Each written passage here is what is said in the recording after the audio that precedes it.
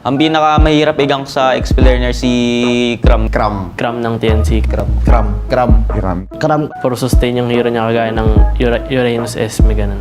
Pag gumagamit siya ng Esme, sobrang kunat. Parang feeling ko siya yung tumatapat kay Dilar sa XP lane. Siya pa yung nagmamama sa akin eh. Pag inahabol niya ako, hirap na hirap ako. Pupuntahan ka niya ng pupuntahan. May binibigay nilang space para para mapag-farm yung kampi niya.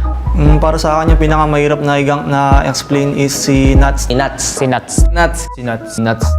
Alam niyang i-maximize yung hero niya sa lane niya. Lalo na pag naka siya, Esmeralda, sobrang hirap patayin. Ang likat niya, ma-micro ganun. Ang lakas mag-zone. Kasi siya lang yung naka-solo kill sa akin sa buong MPL.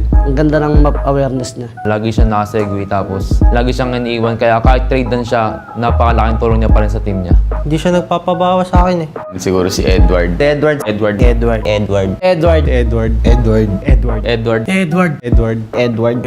Kasi last season pa lang malakas talaga siya sa XP tsaka mautak sa laning. Trinay ko siya igang nun. Kaming dalawa ni Kram.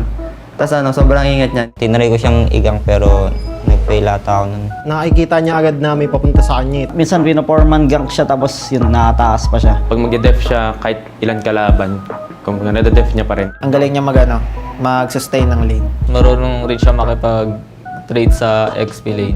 Tingin ko yung XP lane na mahirap igang si Dilarski.